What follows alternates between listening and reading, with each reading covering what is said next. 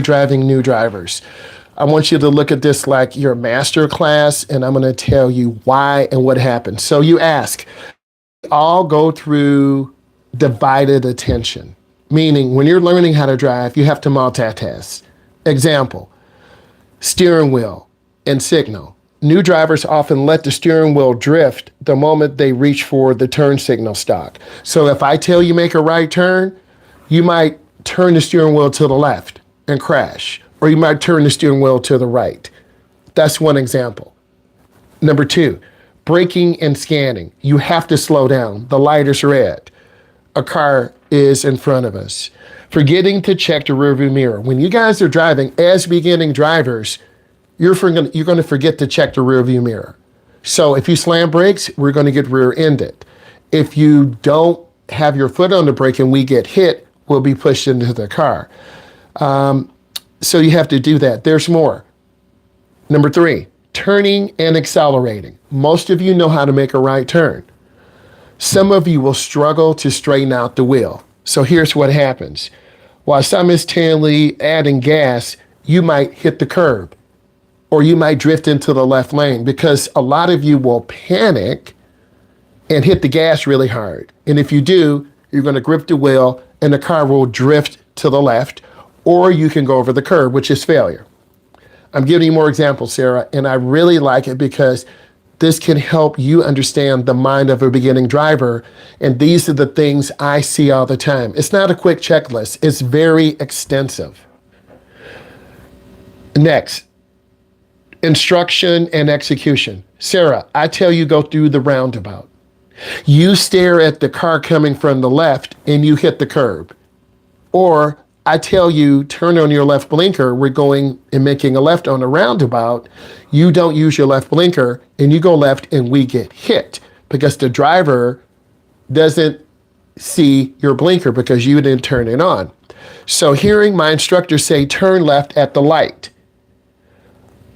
and forgetting to check blind spots because they are focusing on the left part. I'm giving you more examples because the more you guys listen, the smarter you're going to be when we get in the car.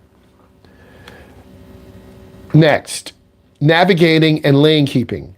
Drifting out of your lane while trying to read a sign like 8 Mile, Gratiot, downtown, Houston. Right, you rear end the car. You pause because your brain locks up. That happens to beginning drivers. That happens to us as drivers who are in our 20s and 30s and 40s and 50s and 60s. It happens to all of us. But you're trying to obtain your license. Next, I'm going to hit this again. ID, hazard ID. You're in your school parking lot. Your friend is talking to you. Your phone rings. Your teacher texts you. A college recruiter just called. You need to come back in. They want to FaceTime you. They want to see your grade in my class because I teach economics. You have a B+. If you get to an A-, you'll get a scholarship. This is really important news. So you pause, you stop all physical movement like braking because you're trying to answer a question. It's like your mom talking to you when you're merging on the freeway and you're about to be hit by a truck. You're like, Mom, I can't talk to you. I'm trying to drive. And then your mom gets angry. But you shouldn't be on the phone anyway because you almost got sideswiped by a semi-truck driver. I'm giving you more examples. Please listen, guys. Next, pedestrians plus stop signs. Noticing a person that's in a crosswalk or sidewalk and completely missing the stop sign. That's going to happen to you guys this week when you drive. You're going to get overloaded with stop signs. You're going to focus on the stop sign and almost hit a pedestrian. Or you're going to look at the pedestrian and miss the stop sign because you haven't learned to multitask. Driving is a multitask event. Let me keep going, guys. I'm giving you real life examples. And if you want to become good drivers, you need to listen to this and apply it to what you're learning. Music and speed control. How to change the radio volume can cause a new driver to accidentally speed up or slow down. You're trying to turn up the volume, you're vibing, Okay? And then next thing you know, the car's moving left or moving right. Or you run a light. Or you rear end someone. Or someone walks out in front. Because you're so focused on the radio and the music and the sounds. Okay? Or you know, hey, do you have an aux cord? No, we do, but it's no. Because we're not going to play your music because you're going to be focusing on your music instead of focusing on driving. I'm not done yet. Clutter management, trying to ignore a fly in the car or failing or a falling phone. You reach for your phone, you rear end someone. You're in your school parking lot, someone backs out, you hit them. Yeah, I saw Sarah. She like hit a car. And you're like, oh my God, I just hit a car. Because a fly is in the car, or a mosquito, or a bee. Maybe you're allergic. I want to keep going. And this goes to with what Joey was saying. Visual and clinical visual assessment. Visual is your ability to see. And about a third of this lesson is on your vision. If you can't see, it's going to be difficult for some of you to see at night, to see during the day because it's been very bright outside or it's been very rainy. And that's going to be a challenge. Example, dashboard magnetism. A lot of you will stare at the speedometer. I guarantee when Joey drives and all of you drive the first time, you're going to stare at the speedometer and you're going to run a light. You're going to stare at the speedometer and go off the road because you're so nervous that you're going to look at a piece of plastic instead of the road. So teens staring at a digital speedometer to stay exactly at 35, missing the pedestrian on the curb. We're going to go down to the Mount Clemens Trap area, which is the downtown area. You're going to make 12 right turns, 12 left turns. There are people who will walk right in front of us. There are people on e-bikes. There are people on scooters. There are people walking. You're going to be so overwhelmed, you could hit them. But your instructor will save you because I will cover the brake. The fixed stare. A lot of you will do this. You're going to stare directly at taillights of the car in front. It's called target fixation instead of scanning. The first couple of lessons are really important for you guys. But some of you are going to be so overwhelmed or so tired. Thank you, Joy, for saying that. You're going to be tired because you stayed up all night playing video games. You're not that good. I'm better than you. You're going to be out in the sun all day, and it is summer, but you're going to be tired. And you're going to have a glaze over your eyes. And your brain will process information at a slower rate. So I do see that instead of scanning. Peripheral ignorance, not noticing a car from the adjacent lane. Peripheral vision, my right, my left. This is why your eye doctor says, follow my hand. You should be able to see my face. I'm looking. I have peripheral vision. I still have it. If you have limited peripheral vision, you're going to struggle in a car. And on top of what Joey said, driving at night, you're going to be scared. You're going to have glare. Your windshield is dirty. You might have dry eyes. I tend to have dry eyes, so occasionally I use drops. A-pillar hiding. The new car we're driving has a difficult blind spot in the left and right. And if you don't look over and check, you're going to sideswipe a car. So leaning forward to see around the car's frame doing a sharp left turn. Nighttime glare. This is what Joey mentioned. Nighttime glare panic. Getting blinded by oncoming LED headlights. That's going to be a real challenge for you. Because of my schedule and it being summer, I won't drive you at night. I don't have to. Because our class is 10:15 to 12:15. My class is usually 6:30 to 8:30 p.m. We're still in summertime hours, but as we get into the late fall, wintertime, it's going to get dark at 5:30, and many of you will panic. So if you could see the students when I drive them in the late fall, they're more panicky, they're more nervous, but we have a newer car with better headlights. You have to reestablish your visual confidence.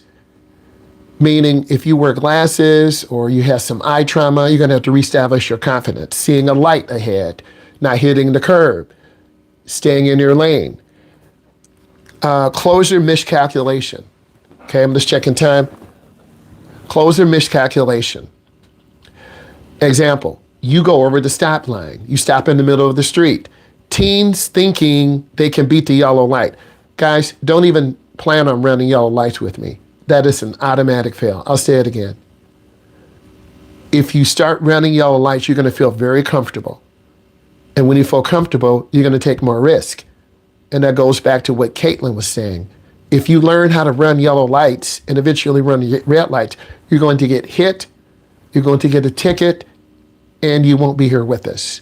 So I teach you the method of looking at and calculating following distance. Judging, if you have 3 seconds, 1001, 1002, and 1003, you should be able to stop. So that's one of the struggles that all of you will have. We don't want to beat lights.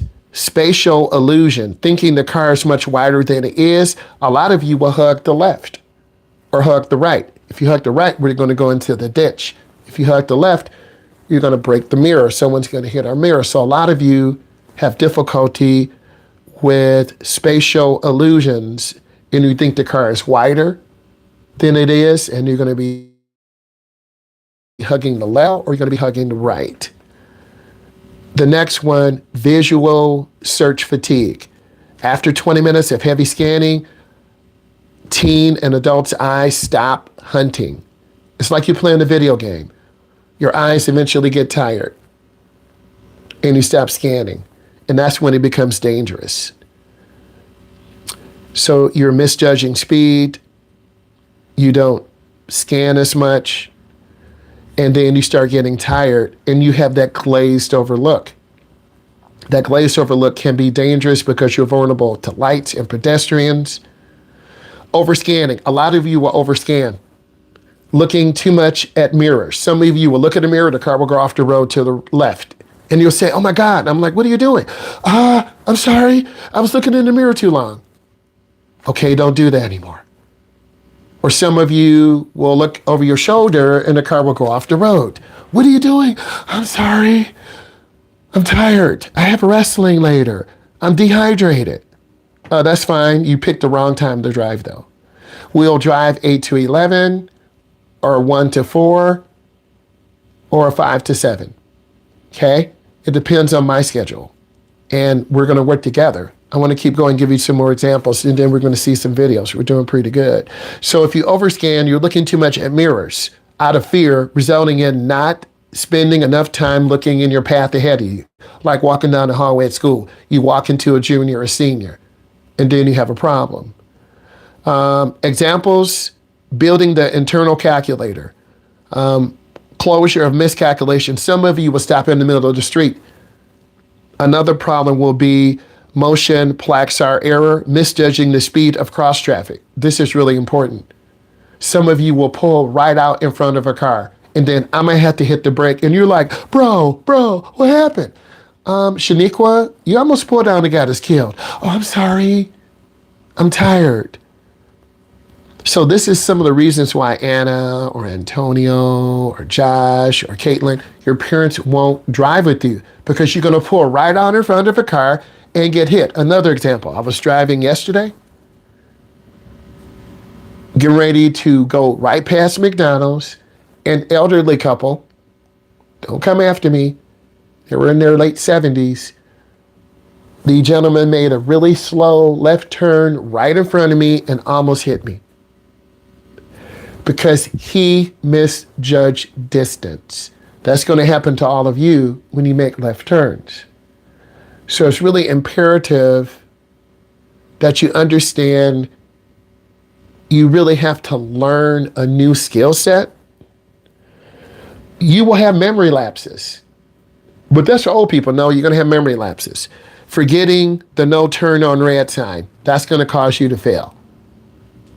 You have a red light at a corner, you have to stop. You have to look left, right, left. If you don't look and pull out, you're going to get hit by a truck or a car. I'm not going to let you do that. I look too. And if I feel the car is going to hit us, I'll hold the brake. If you're making poor decisions consistently, we'll have to switch drivers. So it's really important that you learn. And also you need to look to see if there's no turn on red. I'm checking time. Time is good. Give me a couple more minutes, please. Gap timing miscalculation. Thinking an oncoming car is further away and you make risky turns. That's why your parents won't drive you. Because you don't listen. Maybe you're on medication. Maybe it slows your reaction time down. It could be anxiety meds. It could be maybe you are depressed and it speeds your reaction up. I've had students on different types of medications, and that does impact your driving. Maybe you drive at a later session in the afternoon and your medication is wearing off. Brake force estimation. A lot of you misjudge the physical pressure needed. Please wear Converse. Don't wear Crocs. Don't wear old Nikes. Don't wear thick sole shoes. This won't allow you to feel the brake. Wear a thin soled shoe. So again, miscalculating or misjudging how much physical force is needed to stop smoothly versus slamming the brakes.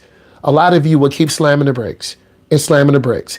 Eventually, you're going to trigger aggressive driving. You're going to make people road rage because you keep tapping brakes because you haven't learned proper braking distance. Don't worry, I'm going to have you type in takeaways in a moment. Reverse logic, mentally struggling to understand which way is back. If I tell you back up to the right, you don't know which way to turn the steering wheel. If you turn the wheel to the right, the rear goes to the right, the front swings out to the left. Beginning drivers forget their left and right. Some of you are saying, how could that be? You get confused in your left and right, and you confuse other drivers. So if a driver's tailgating us, let's pretend Sarah's driving really slow. Sarah, you're going to do a great job. I tell you, make a lane change to the left. You turn on your right blinker. Then a car cuts over to the left, and then you slide over to the left. You hit this car, you get blamed because you didn't use your blinker. So you have to remember reverse logic. Depth perception in the rain. How flat the world looks in a new driver. When depth clues like shadows disappear in the rain. Also, Joey, driving in the rain is very scary for beginning drivers because the windshield is wet, the road is very shiny. I need all of you to type in takeaway. What did you learn today? Let's review. I gave you a lot to do. I gave you a do now. We tied it into whatever driver must know. We did really good. I had you do the sign pretest and the pretest and whatever driver must know. We got 3 things done today. You had a chance to ask me questions. I need you to type in takeaway. And what did you learn? I went over some really valuable information about some of the things you're going to be facing.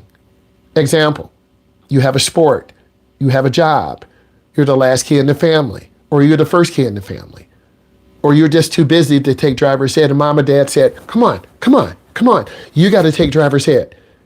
You're too old. We're not taking you out anymore. And then you're in here. You're the oldest in the class. And I have more students who are 16.5, 16.7. I have adults too, 25, 27, 36, 48. I have really young students.